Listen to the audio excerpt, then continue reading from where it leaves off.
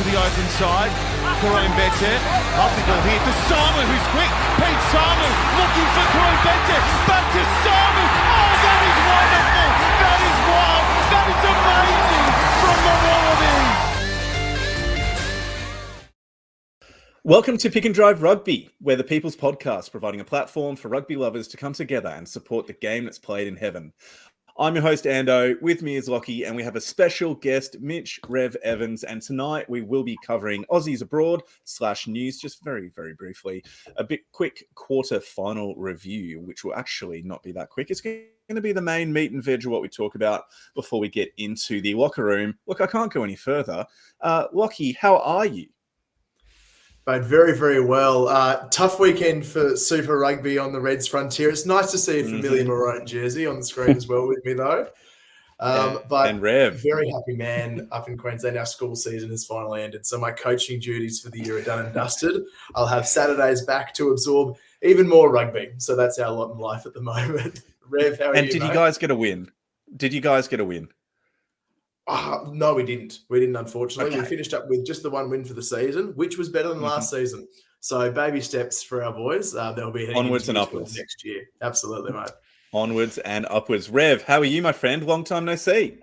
Yeah, really good. It has been a while. I had to dust off the mics, literally. It was a bit of a shambles in here getting the studio ready, but yeah, really good. It's always good to chat about rugby, and I think seeing the Twitter updates and having to type it all out, it's just too time consuming. So I'm glad you gave me the opportunity. I could come in and just sort of vent for an hour about all things rugby that I've missed out in the last year or so. Well, mate, it is an absolute pleasure to have you on. And it's actually, boys, the rare time that the Waratahs fans are outnumbered on this podcast. So currently I have on the video that's available on YouTube for you all, two people wearing Reds gear, and I'm here flying my Waratahs jersey loud and proud. Lachie, how does it feel now to finally have a friend and to have a compatriot? Well, it's nice to have some common sense in the room. That's what's been lacking these past few weeks, I've noticed. And I won't try and hoodwink the listeners. We did see the quick change before we started recording, the late Waratahs jersey call-up. So let's not fly the flag too high. But, mate, it is a pleasure to have more Queenslanders on board. Brilliant. Well, why don't we move on? As always, we have two simple calls to action. Firstly, join our Discord channel to be a part of the best Australian rugby community going around.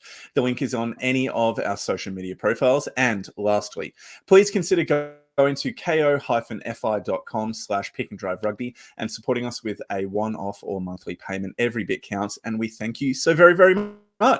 Well, with that, ladies and gentlemen, let's head on into the Aussies Abroad / news and then our quarterfinals review. Let's go. Back into it, and very quickly with our Aussies Abroad, because there's not much doing outside of our borders. We've got Wallaroo legend all-round good girl Laurie Kramer. Her Exeter Chiefs are through to the Premier 15s final over in the UK. They got a win over Sarries in their semi-final, and Laurie's been floating in and out of that starting team as a fullback, as a wing option, and we're hoping to see her bring home a bit of silverware for the Wallaroos girls ahead of their Pac 4 season coming up. So big shout out to her. And sticking across in Europe, top 14 final is this weekend. Unsurprisingly, it's Toulouse v La Rochelle. So Toulouse, Aussie of note, Richie Arnold, famously not Rory Arnold. He's in the mix in the second row, and he'll be up against Will Skelton, everyone's favourite enormous overseas pick. So I know Eddie Jones will be up late watching. I probably won't be, but worth keeping an eye on, more for injury's sake than anything else. We'd love to see Big Will available for World Cup time. So if you're in a French time zone, keep an eye out for the top 14 final. That should be a cracker too. And that wraps up a short and sweet one, Ando. Easy, mate. Well, let's jump into the quarterfinal review. So, obviously, we are at the finals round of the Super Rugby Pacific 2023 season. And whether or not you like or hate the fact that the top 8 out of 12 go through into the finals, it has served up some mouth-watering games, I think. Some really, really entertaining rugby across, at the very least, 2 of the 4 games were incredibly good. But unfortunately, my Tars were not one of them. So let's quickly run through the results. So to start with, we had the Blues spanking the Waratahs 41-12. They never really looked in it, despite Ned Hannigan scoring the first try and just reaffirming the deep-seated love that I have for that man.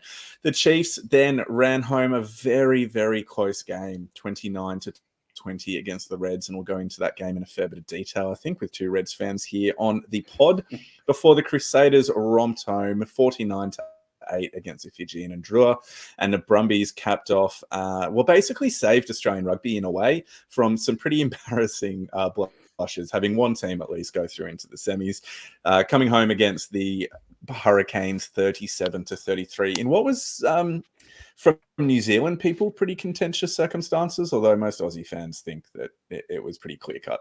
So before we get into any of that drama, I thought I'd just ask a really simple question. And Rev, I'll throw this softball to you. Were any of the results this weekend unexpected? I don't think so. In terms of just the win-loss, I don't think there was any that were that crazy. Obviously, the Brumbies Hurricanes was 50-50. I think there were a lot of people that thought they could go either way, but most people expected the eventual winners to win. Maybe just the matter of some of the victories came about a little bit differently. Definitely one of the scorelines sticks out as being probably upsetting for, I guess, the Fijian fans, if we spoke about them. That was quite a big loss. The Reds match, obviously, I didn't think they were going to win as a diehard fan, but they came very close and, looked incredibly, competitive. But just that result, I think there were a lot of people that had them probably losing by 20-30. So, yeah, no surprise results, but the matches threw up plenty of things we could talk about and plenty of great surprises, which is awesome. Yeah, brilliant. And Lachie, in terms of performances across the weekend, was there a standout surprise in terms of high quality or low quality performance versus what you were expecting of the game?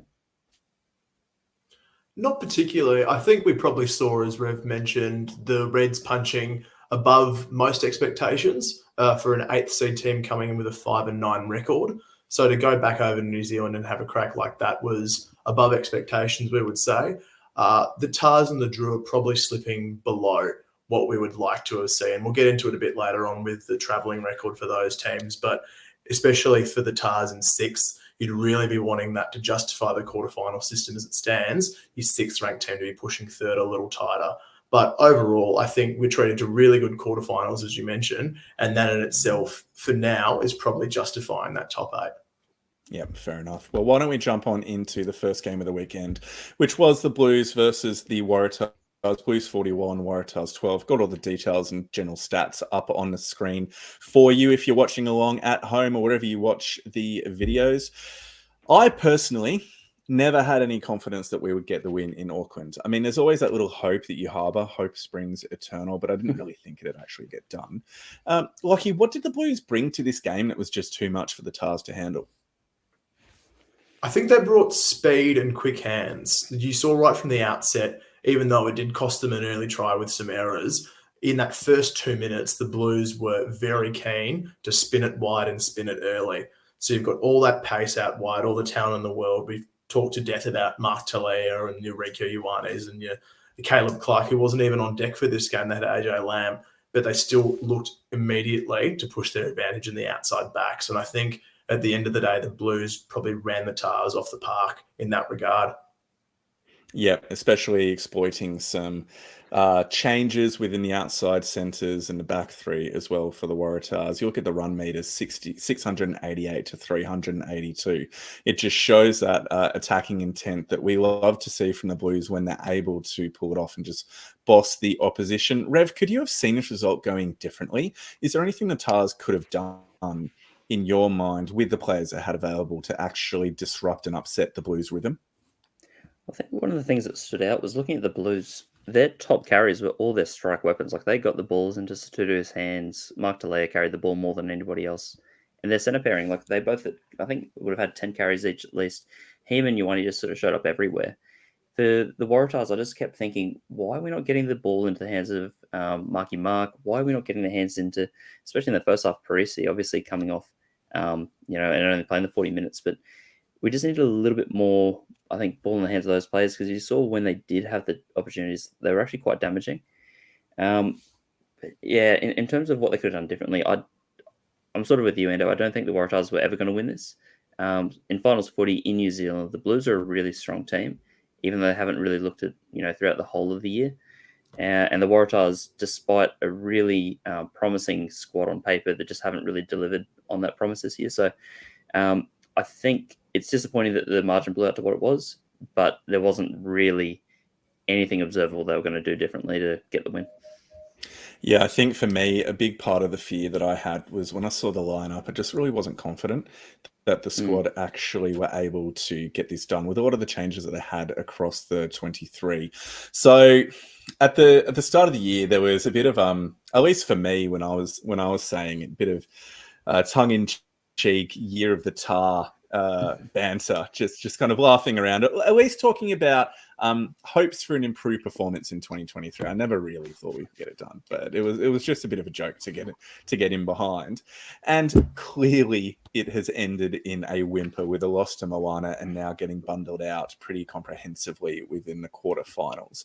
Lachie, where did it go wrong for this team in 2023? And is it too simple to say that they hyped up the opening game against the Brumbies too much and never really recovered from there? No, I'd say that's pretty much a bang-on assessment. So much has been made already of that pre-game hype heading into round one and saying, we're going to win this, we're going to sell out Allianz. And from there, it almost looked like the Taj have gone through 2023 without their mojo. It's an Austin Powers situation. They've rolled on through. They've had a couple of good moments, but in reality, we haven't seen them fully firing. Yes, they had some good wins. They scrapped it through the Highlanders and showed some grit. They got that massive win over the Reds up in Townsville, which I thought could have been a moment for them to completely turn things around. But, I mean, to go out like they did with the Crusaders and Moana and then the quarterfinals this way, I would say, unfortunately, they've probably regressed from last year, and the enthusiasm that we saw heading into 2023 is fizzled.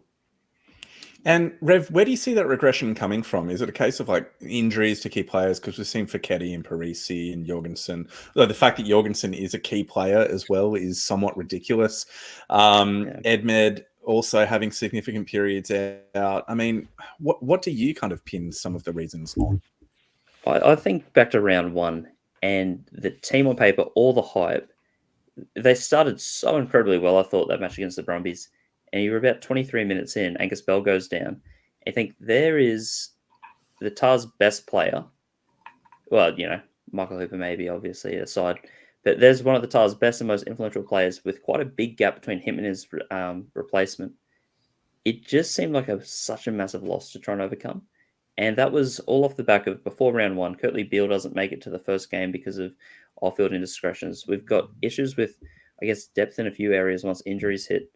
Ben Donaldson was in the worst form of any Australian fly half, and yet you couldn't replace him despite having all these great options because Edmed and Harrison were injured. It just seemed like whenever injuries did occur, they just happened at really unfortunate positions and timing. But yeah, to me, not having Angus Bell, he's such a point of difference. And I look back to the 2022 Red season where we didn't have Tupou or O'Connor for the New Zealand leg of the games and think what a difference that could have made. Angus Bell's he's 5 to 10 points sometimes in games. He's so influential and he's such a key player that I just think, not having him for the entire season, bar 20 good minutes, is massive and probably wasn't spoken about enough. Yep. Well, I think let's not kind of dissect this too much more because, like we said earlier, it was a comprehensive win to the Blues and well done to them. I mean, when you've got 9 clean breaks to 3, 35 defenders beaten to 12, the possession stats are just through the roof. Meters run. It just shows the dominance that they had as a team over the Waratahs. I think for me, I'm pretty much happy to just kind of erase this one from the memory and maybe in a few weeks' time see what kind of reflections we can do on these and as a whole as a bit of a recap. But why don't we move into a game that was genuinely entertaining and came down to the wire. It was the Chiefs versus the Reds. And I don't know how you two were able to kind of get through this game with all your fingernails intact. It must have been incredibly exciting. Rev, what were your immediate reactions at the conclusion of this 29-20 loss away from home?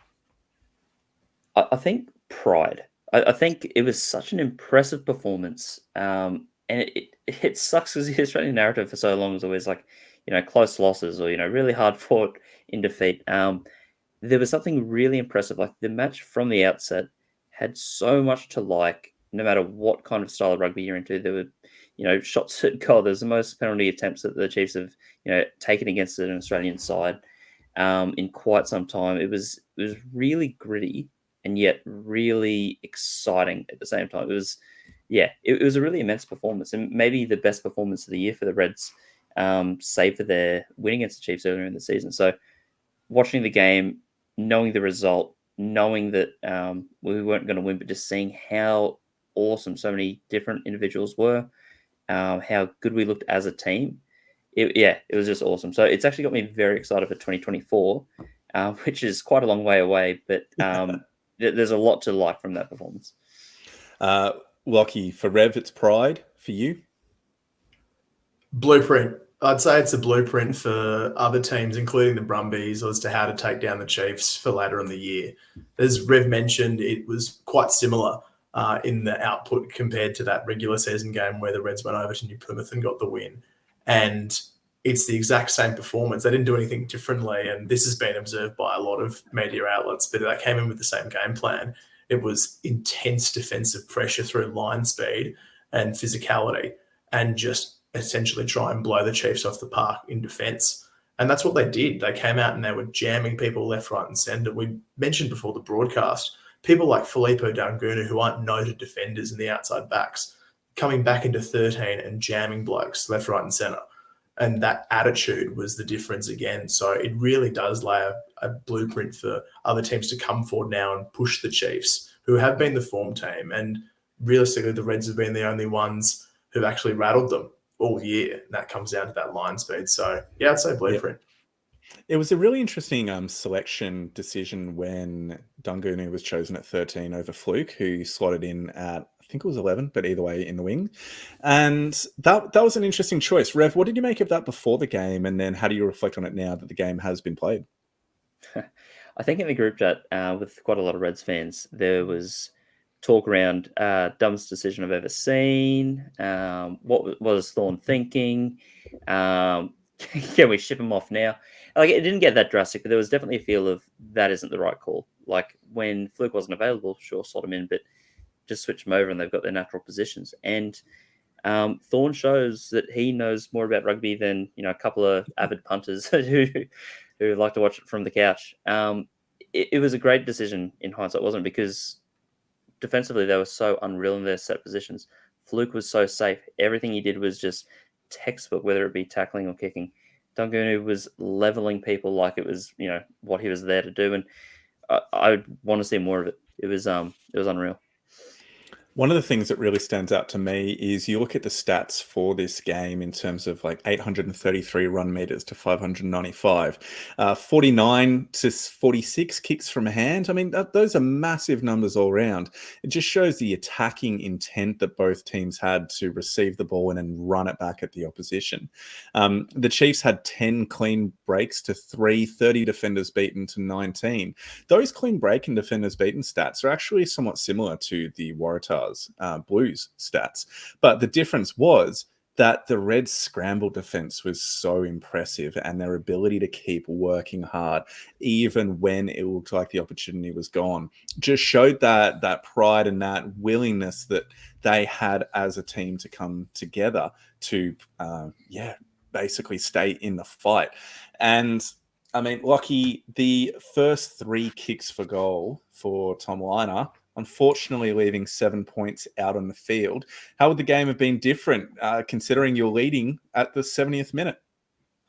Oh, would have been nice, but the margin's still 2 if you take it as a full 29 for the Chiefs. I mean, the Chiefs, to their credit, were fantastic in the back end of that game, being able to grind forward.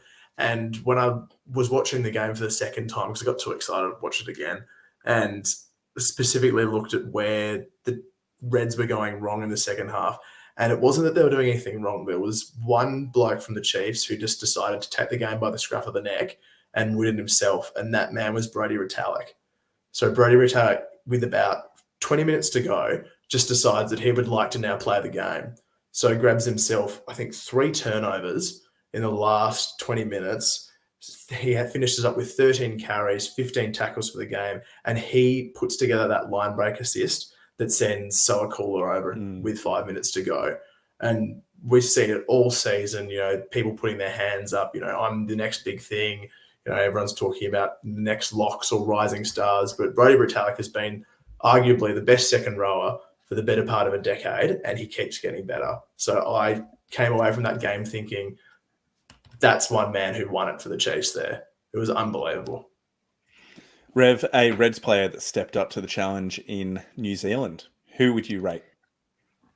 Yeah, it's tough because there were so many that I think were great throughout the season and delivered great performances, like a McBride or a Tate or a Harry Wilson. But one that probably stood out is Seething Garci, just because I don't think he's ever really been renowned as a great scrummager or even that fantastic around the park. He was just a bit of a journeyman. Like, he's popped up at the Highlanders and he's been at the Rebels and he's played for a heap of NPC teams. But he delivered like some awesome scrummaging moments. He really held his own against what was, the best scrum of the competition. Couple of All Blacks in there, and Irish international as well. But I just thought, from someone who was nearly a bit of a surprise pick into the squad at all, just it was injury replacements. We needed people desperately. He turned out a fantastic performance. Everything that I saw him do, I was like, this is an elite performance for a tight head prop to come over to Chiefs where he's in one of the dodgiest scrums of the season, to come up against the best and just to hold his own and dominate. I really was impressed with Seth. Awesome. So that's a shout out for Seth. And Lachie, who's your shout? My shout would be Matty Fazler again. I was amazed with his consistency throughout the season, and similar to Seth Fagasi, coming in largely unheralded, and he's made the two his own now. I know people are talking about him for Wallaby stocks, and I don't rate it just yet, but he's becoming one of the form Super Rugby hookers. And again, he goes through set pieces solid. There are a couple of wobbles at line-out time for the Reds, but around the park, Matt Fazler's excellent as well, and finished up with 25 tackles without a miss. So he's worth his weight in gold at this point. He also has, in my mind, the best haircut and facial hair combo of any hooker within Australian rugby. He's got a moustache you could set your watch to. It is that tight. So very, very much enjoyed. For me, my low-hanging fruit that I'm going to pick is Suli Vunivalu. And it's quite a simple pick. I mean, he scored 2 tries, so you always have to rate that. But it seemed like it was one of his more involved performances from the season. And maybe we're starting to see some of his growth and development into the 15-man game when it's been so heavily interrupted by injury, and his form this season hasn't been great. He did show a really, really strong performance, I thought, this weekend. Well, what I now want to ask, and Rev, I'm going to direct this one to you because you kind of have spoken about looking ahead for 2024, but I actually want to pause you, get you to reflect on 2023. Getting knocked out in the quarterfinals, so basically a low tables finish, finishing 8th, and then getting knocked out. Is that kind of the best you could have hoped for in 2023, considering the injuries, particularly in the front row? I think even with those injuries, I had hopes that we'd finish 6th or 7th. Looking at the teams, Brumbies were just better on paper, and the 4 New Zealand teams that are above us, I think were all deservingly above us as well. I thought the 2 big things were probably what would come down to is that game in Townsville against the Waratahs. I thought that was going to be really key. In the preseason, I thought the Tars were better. But throughout the season, I thought, no, they've been pretty average as well. Like, neither team's really hit their straps. So to me, that was a really important battle for who was going to be the 6th team. And the Tars deservedly won that. So, it's about as expected. I would have liked us to sneak 7th or 6th at least. So I hate the fact that, they put these performances together as Kiwi sides, but then the only other wins are against, Moana, Fiji at home, which was just scraped through, and then the Force. And winning against the Force, that counts for nothing. I could beat the Force. Strong words. Them's fighting words here. Lachie, would you feel a similar kind of expectation for 2023 and where the Reds have ended up? Bang on. I didn't see us finishing higher than 6th, really, especially after Rev mentioned the Tars game, but also the Brumbies game up at Suncorp when they came up and put, I think, 50 on us or something like that. I mean, they really, really stormed through, and that was a bit of a reality check for Reds public players and fans at that point, thinking where we can go with this season with, no Tupou. I mean, everyone's got their injuries, but that's your big injury if you're a Reds fan going a season without your marquee player. So I think realistically, quarterfinals and making an account for yourself is great, but the end of our regular season, barring that Chiefs game, was what really got me, against the Blues at home, sort of fizzing out, the Drua. I mean, there were opportunities there for us to climb the ladder, maybe even if we didn't deserve it. And those are the games that we need to be winning and taking next year if we want to push for a top 6 or, aspirationally, a semi-final berth in the near future. I want to just add in there a quick little thing moving forward as we wrap up this Reds review. You know how there'd been that chat about James O'Connor moving over to the Force a couple of weeks ago? Have you guys seen his Instagram post from today? I have not. No. No. Okay. So he's done a bit of a review of 2023, and it's a personal reflection on the growth and the challenges and the difficulties he's had and grown as a person. But he says, "Watch this space. I promise you, next season in the Maroon is going to be special." Now, whether that just means special for Reds rugby, whether that means special for me as a Reds player in the Maroon, I'm taking it to be that latter, and I think that would be fantastic if he can be hanging around to help provide some further growth. He's been fantastic at 12 in the latter part of the season. I think he's really hit his straps there, particularly with Lino on the inside of him. Rev, how does that make you feel, the idea that James O'Connor may well be sticking around for another season or two? To be fair, I did think he was sticking around for another year. The Force thing I'd never sort of bought into. So I hope he does. But I think that's, kind of needed. We need someone to steer Liner around. They just don't have experienced heads in the back line. With the number of people that are there, they're fantastic. But the eldest people are on the wings and fullback. The centers are quite young. The halfbacks are young. So, him sticking around would be great for the team. But, I mean, why would you go to the Force? And on that note, why don't we head across into the Crusaders versus Fijian and Drua? If we're talking about teams that can't travel, then we have an excellent example of that here with the Fijian and Drua, who went down 49-8 in what would have been an incredibly disappointing performance for them as a team, but also for their fans. I think it was 3-0 within the first kind of 20 minutes or 20 or so minutes of the game. It was an absolute shellacking. Lachie, did this surprise you in any way, the scale of the defeat? I mean, everybody was obviously expecting the Crusaders to win. Honestly, it didn't. I very happily will reflect back to last week's pod where I tipped them by 3, which is very much a from the heart moment from me.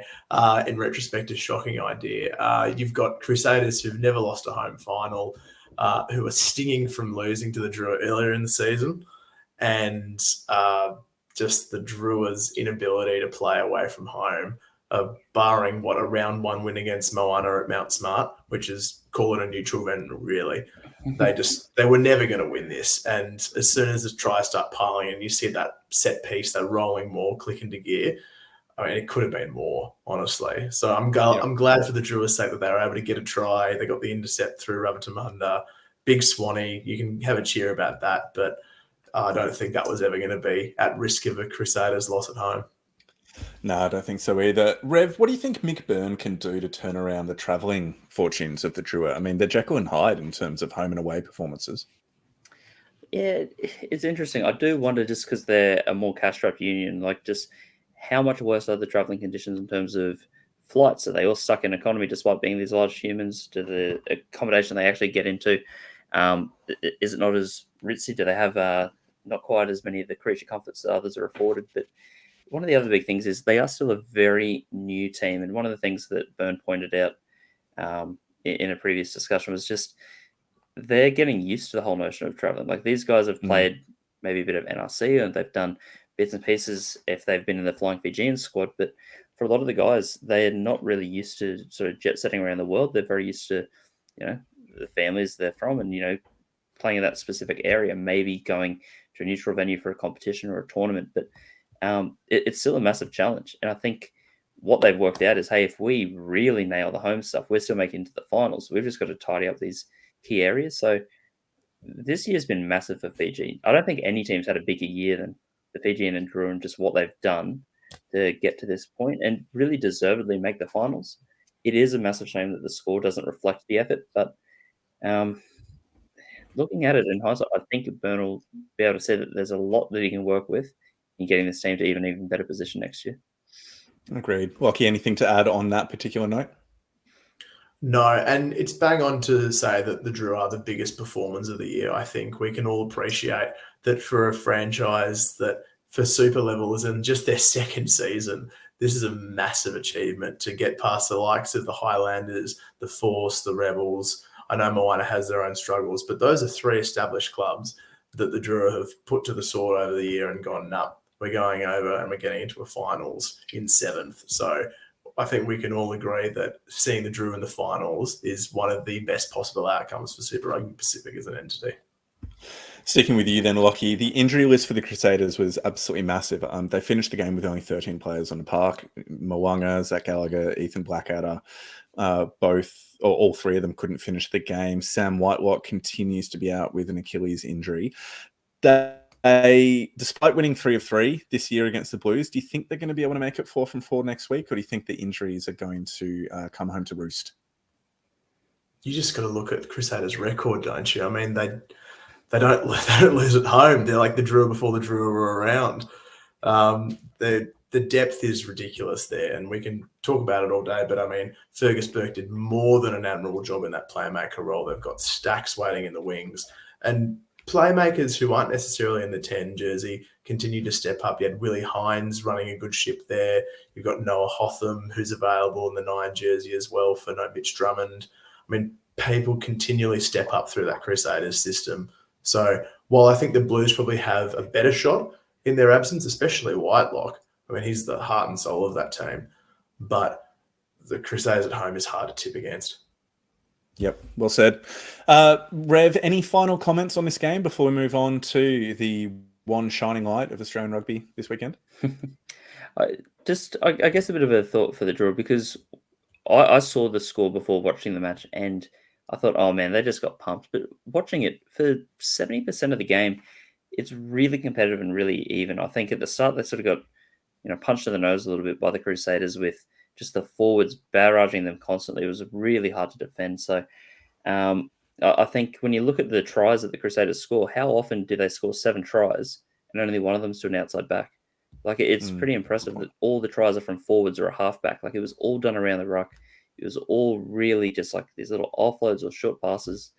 And I think it played into Fiji's, it worked against Fiji in the sense that they took away their strengths and just completely nullified. So if you haven't seen the game, don't let the score sort of deter. It was a really good watch. Yep. Very well said. Well, why don't we move now into the Brumbies versus the Hurricanes game? And that was a nail-biter, 37-33, with the Brumbies starting the game very strong after an opening try to Kenny Naholo, and then Ollie Satsford and Jack Debrasini and Len Ikitau brought it back within the first half to make it 3 tries to 1 to end out the half. Look, we just have to start with this. And Rev, you like a bit of a rant and you like a bit of a dig at Kiwi fans and opposition. Try or no try? No try. It wasn't even no close. Try. Expand. No. Well, the thing is, Nick Berry is right next to the situation and sees that the ball is not on the ground. Otherwise, he would have awarded the try. But because he wants more clarity, he says, hey, you guys have all the cameras, all the angles. Can you just check for me if there's any evidence? Please overturn it. But I can't see it grounded and I'm right next to it. They say, goes up there. There's all these stills that have been floating around Twitter with people claiming whatever. I haven't seen a single thing with the ball on the ground, and the TMO couldn't either. So, regardless of what Artie thinks or what the New Zealand fans think, there's no evidence of the ball on the ground. So it's no try. Yep. Lachie? Totally agree. There's no conclusive evidence to overturn an on-field decision of held up. Yep. So you can't complain about it. I mean, yes, Artie Sevilla played brilliantly, and I'm sure he's one of the most passionate blokes going around. We all are about our rugby, but that's Nick Berry's call. He's on the spot and he made the right one. I really enjoy the fact that so many of the Kiwi fans who are putting this forward aren't able to kind of own the fact that in the play right before that, Geordie Barrett had the opportunity to kind of play it out wide, and it was just basically an open try scoring opportunity. But he tucked the ball under his arm, went in, got tackled, and brought up short.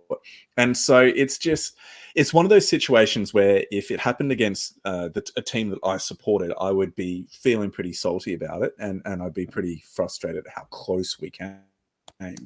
But at the same time, you have to be better than those 50-50 opportunities. And when you've left clear points begging with one of your most experienced players making the wrong decision in a moment, you can't be blaming a referee for doing the exact correct protocol and making the correct decision as far as what he could see at every step along the way. There's nothing wrong with the process, nothing wrong with decision. It's all about the team actually earlier making the right decision so they didn't have to be put into that spot. So that's my read on the whole situation anyway. You've got to be better to take the referee out of those situations. But look, I say that now when it's not the Waratahs who are having to call against them. So I know it'll be different if it was my team, but hey, that's all the joys of rugby. So let's actually get into the match itself. I thought that the Brumbies actually had, I'm not going to say control of the game. They were really, really impressive in the first half, particularly.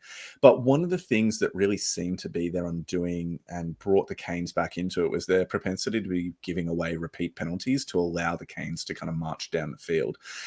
Lachie, is that a fair assessment? What was it that enabled the Canes to get back into the game within the second half?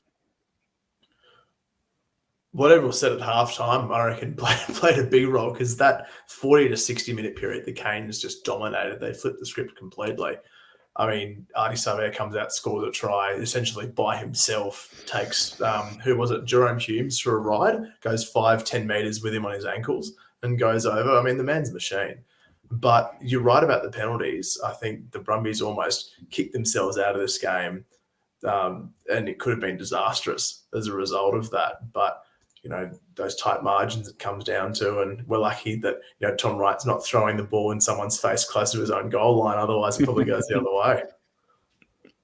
That was an interesting one, wasn't it? It showed a fair bit of maybe some of the chat about him not being able to score tries against New Zealand opposition had been getting to him.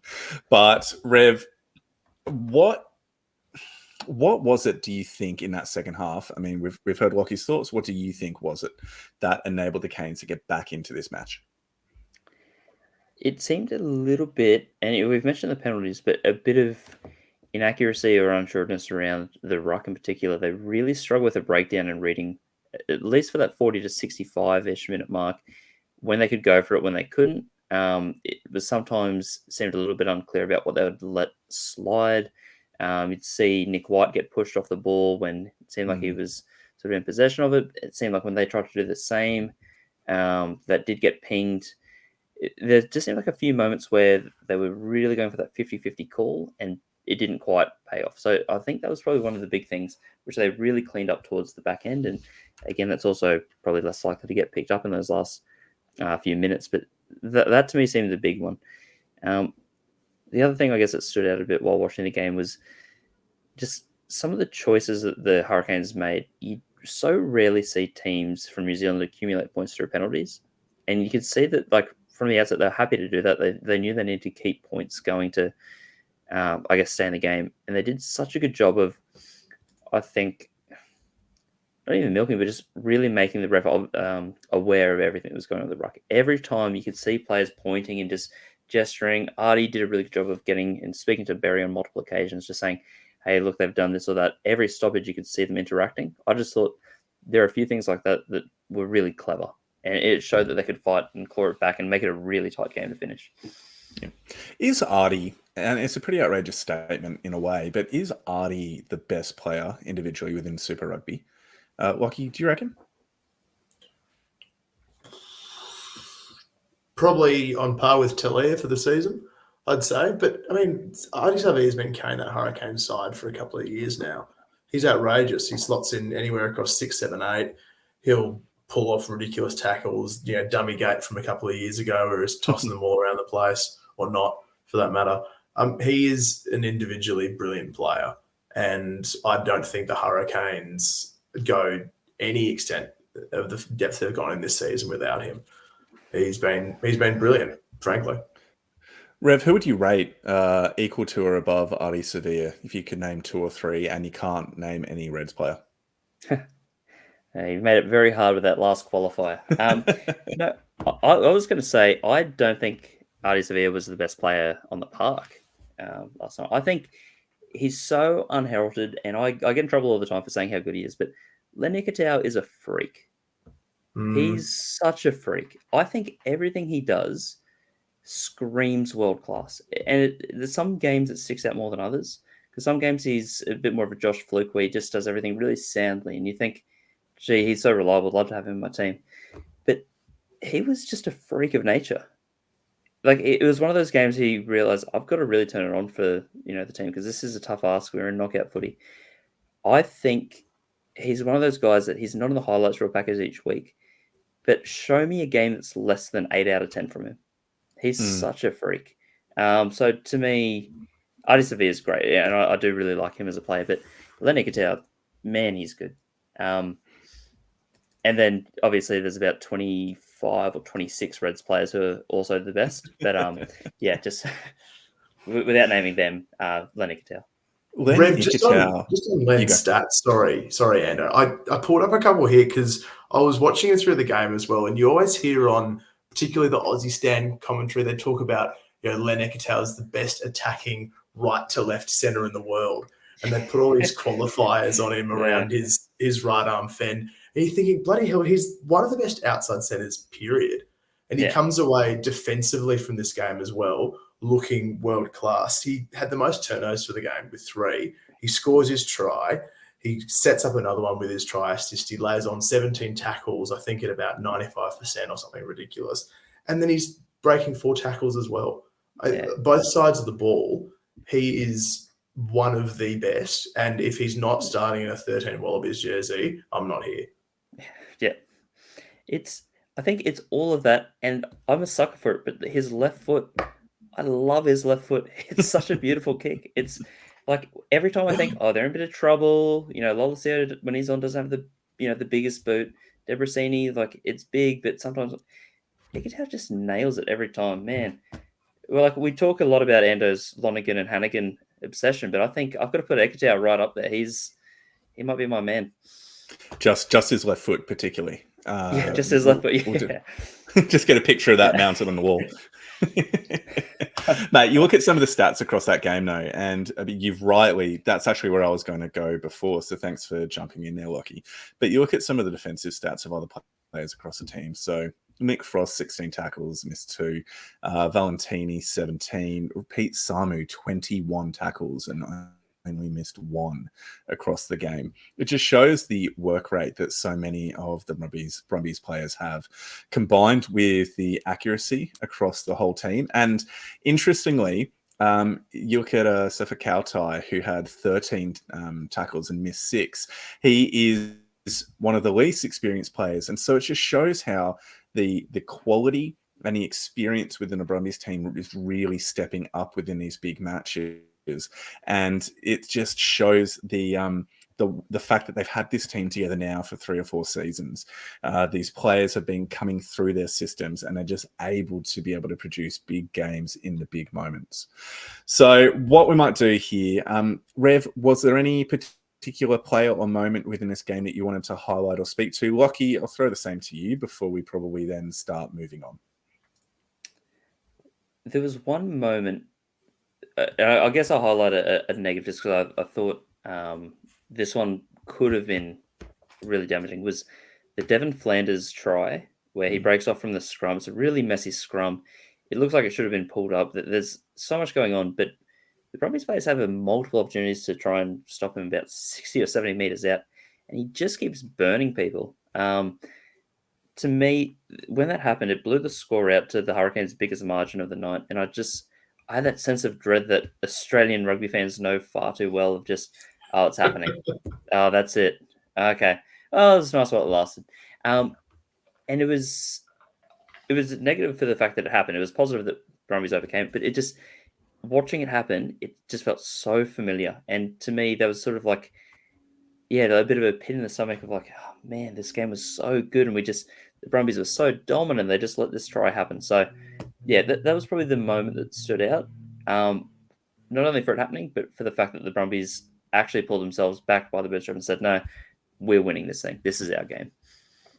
Well said. Lachie, over to you. Yeah, quickly, just on that exact moment as well, talking about, World Cup and Wallaby time, Tom Wright has another great attacking game, but he just got minced by Flanders. Palm to the head as a covering fullback is not a great look if you're considering yourself a test level. So I'm sure that'll stick in his brain for a little while. I think my moment and player actually all revolves around Jack Debrasini. I thought his first half was really well controlled. He missed a couple of his kicks, but his general play and direction was excellent. He scores himself a really good try, stepping off the left and breaking through the line, and reminds us that that's another really high-quality Super Rugby player within the Australian system who, coincidentally, has probably got to that stage by being outside of Australian Super Rugby and cutting his teeth across the pond. So whatever we can do to keep him around and add to that depth, let's get it on board. But the Brumbies don't win that game without Noel Olesio coming off the pine and kicking it from the sideline. So just another little reminder there that there's another 10 in the conversation. Very well said. Very well said. Well, we might dive straight into the locker room now. And the locker room, for those of you who do not know, is an opportunity where you as the fan have an opportunity to submit questions and comments for us to speak to live on the pod. So, Lachie, I'm going to hand it over to you, and starting here with Nick Wilson. Beautiful. Yeah, so we're kicking off with a Wallabies-ish question, and it goes a little something like this from Nick Wilson. Eddie previously spoke about the big games against the Kiwi opposition being the ones that matter for Wallabies selection. So from these 3 knockout games against Kiwi sides we had this week, who showed enough to give Eddie something to think about, and who hurt their Wallabies' chances? Ando, start off with you, mate. Look, I think for me, my mind just straight away goes to Waratahs players, as is natural within the rugby world and what everybody should be doing. But for me, I think that the player who probably... I wonder if Michael Hooper maybe hurt his chances a little bit. And I know that might be contentious, but you actually look at his stats from the game and they were quite poor. Hooper had 16 tackles and missed 6 of them. And you don't expect that from a player of his quality. He also wasn't as impactful in the carry and in the ruck as I would hope for. I just wonder if a question is within Eddie Jones's mind about whether or not Hooper is the starting 7 for the Wallabies at this point in time. I'm not saying he will not be picked, but I wonder if that question is coming in based on the last few performances. So he's kind of my pick. Gee, that's a massive call from a Tars fan. Wow, Rev, how about you? Someone who's gone up and someone who's gone down. Yeah, trying to narrow it to just one who's gone up is hard, because I think you could nearly argue any Reds outside back showed something that could excite. And to be honest, I had no Reds outside backs making the Wallabies squad. But like Eddie's always harped on about Vunivalu, he gave something to, if anyone questions it, he can say, hey, watch the Chiefs game. It was pretty good. Someone that hurt their chances, it's hard to think if it hurt necessarily, but Dave Parecki, I didn't think stood out in the way that I wanted him to in a week where I thought that Matt Fazler was awesome. I thought Lachie Lonergan was really solid. I thought Connell McInerney came off the bench and was really solid. And Parecki is someone who I think is our starting hooker, but I want to see more. And Eddie's spoken so much about he wants these big, ugly players. Parecki is not big.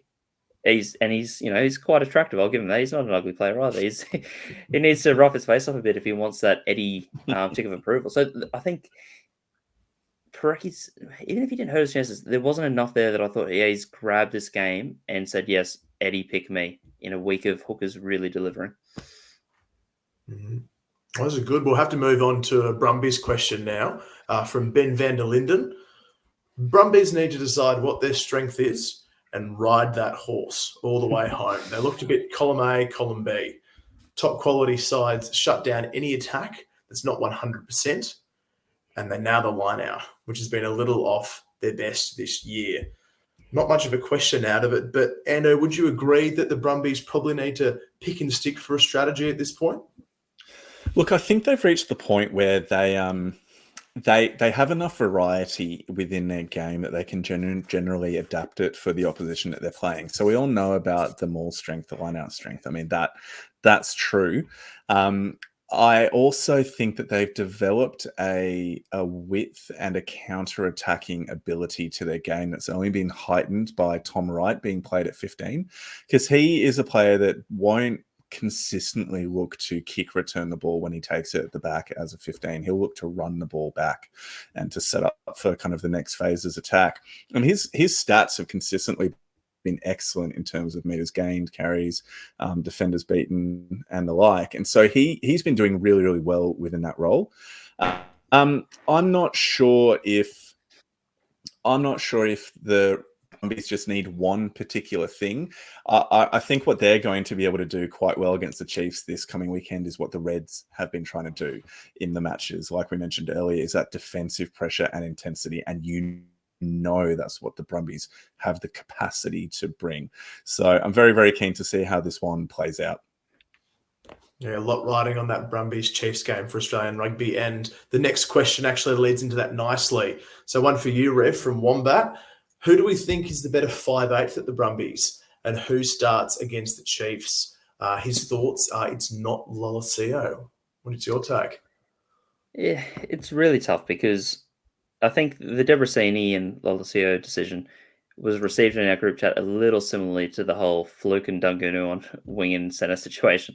Looking at it before the match, we're like, this is ridiculous. We've got someone who could kick a ball pretty fast 7 years ago, now starting over a Wallabies incumbent. What's going on?